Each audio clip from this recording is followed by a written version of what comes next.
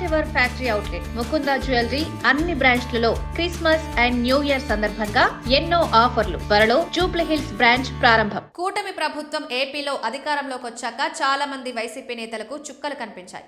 అసలు వారు ఎప్పటికీ చిక్కరు దొరకరు అనుకున్న వారంతా కూడా అరెస్ట్ అయి జైలు పాలయ్యారు. నెలల తరబడి అందులో ఉంటూ అష్ట కష్టాలు పడ్డారు. రెడ్ బుక్ పేరుతో అనేక మందిని జైలులో పెడుతున్నారు. వైసీపీ అధినాయకత్వం ఆగ్రహించినా చట్టం తన పని తాను చేసుకుపోతుందని చెప్తూ చాలా మంది మీద కేసులు పెట్టారు. జగన్ కి అత్యంత సన్నిహిత నేతలు కూడా జైలు దారి చూశారు. వైసీపీకి పార్లమెంట్లో లీడర్ అయిన మిథున్ రెడ్డి కూడా రాజమండ్రి జైల్లో ఉన్నారు. వల్లభనేని వంశీ, ఇలా లిస్ట్ చాలానే ఉంది. కానీ కూటమి అధికారంలోకి రాగానే ఆయనే ఫస్ట్ టార్గెట్ అవుతారు అనుకున్న ఒక ఫైర్ బ్రాండ్ లీడర్ మాత్రం సేఫ్ జోన్లో ఉన్నారని అంటున్నారు. అలా ఎందుకు జరుగుతోంది ఆ కథ కమామిషు ఏమిటి అన్నది హాట్ డిస్కషన్గా ఇప్పుడుంది.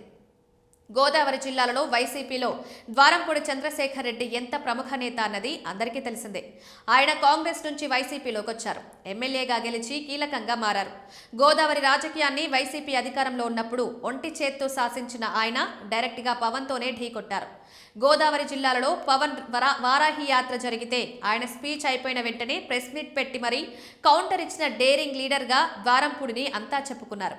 ఇక జనసేన వర్సెస్ ద్వారంపూడిగా కాకినాడ రాజకీయం మరో ఎత్తుగా వేడిగా వాడిగా సాగిన సంగతిని అంతా గుర్తు చేసుకుంటున్నారు.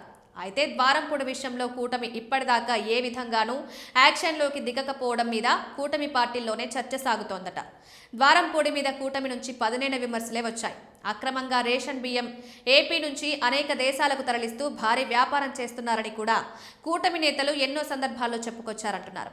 అయితే అలాంటిదేమీ లేదని, తమది ఆ తరహా వ్యాపారం కాదని ద్వారంపూడి వివరణ కూడా ఇచ్చుకున్నారు.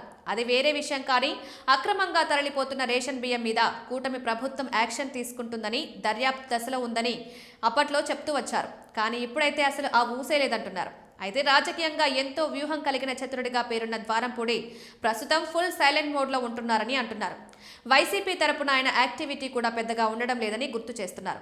అదే సమయంలో ఆయన కూటమి పార్టీలతో కూడా తన రిలేషన్స్ని కొనసాగిస్తున్నారని చెప్పుకుంటున్నారు. అందుకే ఆయన విషయంలో కూటమి పెద్దలు పెద్దగా జోరు చేయడం లేదని అంటున్నారు. అయితే పై స్థాయిలో ఏం జరుగుతోంది అన్నది క్యాడర్కి అనవసరమని అంటున్నారు. జనసేన మీద ద్వారంపూడి అప్పట్లో విరుచుకుపడిన తీరునే ఆ పార్టీ వారు గుర్తు చేసుకుంటున్నారు. అయితే రాజకీయాలన్నాక 1,00,000 స్ట్రాటజీలు ఉంటాయని, అందులో భాగమే ఇదంతా అని అంటూ ఉన్నారు. మొత్తానికి చూస్తే ద్వారంపూడి సేఫ్ జోన్లే ఉన్నారని అంటున్నారు. ఇక ఆయన వైసీపీ తరపున ఎప్పుడు సౌండ్ చేస్తారు అంటే వేచి చూడాల్సిందే అని అంటున్నారు.